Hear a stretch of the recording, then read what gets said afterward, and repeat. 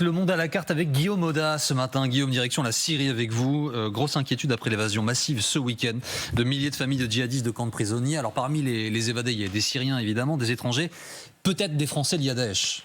Voilà, et c'était le scénario redouté. Il s'est concrétisé. Les faits se sont déroulés ce week-end dans le nord-est de la Syrie, dans ce camp immense, le camp de Al-Hol, une prison à ciel ouvert où étaient détenus environ 24 000 individus, des djihadistes membres présumés de l'État islamique. Leurs épouses également, 6 300 femmes, leurs enfants, une quarantaine de nationalités et quelques Français. Une grande partie d'eux résidaient dans ce qu'on appelle l'annexe, décrit par les observateurs comme un véritable nid de radicalisation.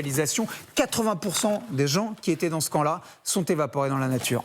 Guillaume, comment est-ce qu'une telle évasion a été possible ?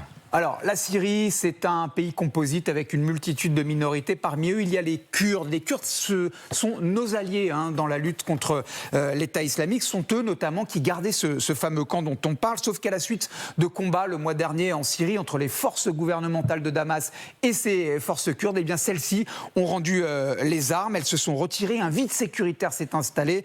Les capitales occidentales se sont inquiétées, à juste titre. Le ministre des Affaires étrangères, Jean-Noël Barrot, s'est déplacé dans la région. C'était il y a une semaine à peine. Il détaillait sur notre antenne ses priorités. On l'écoute. Et cela passe aussi par une attention continue à la sécurité des camps et des prisons du nord-est syrien, où sont gardés des milliers de combattants terroristes. Oui, sauf que ces combattants terroristes sont a priori dans la nature désormais. Voilà, et on peut dire qu'à minima, le déplacement du ministre des Affaires étrangères dans la région n'a pas servi à grand-chose. C'était une mission anti-Daesh, c'était comme ça qu'elle était nommée par le ministère des Affaires étrangères pour prévenir justement toute résurgence de l'État islamique. Alors maintenant, tous les regards se tournent vers ce camp, le camp de Al-Roj, exactement à quelques dizaines de kilomètres du fameux camp de Al-Hol. C'est là que la plupart des Français et des Françaises sont encore détenus, une cinquantaine de femmes, une centaine d'enfants. S'ils venaient à s'évader, pardonnez-moi, eh bien, certains d'entre eux entreraient clandestinement en France avant d'être judiciarisés.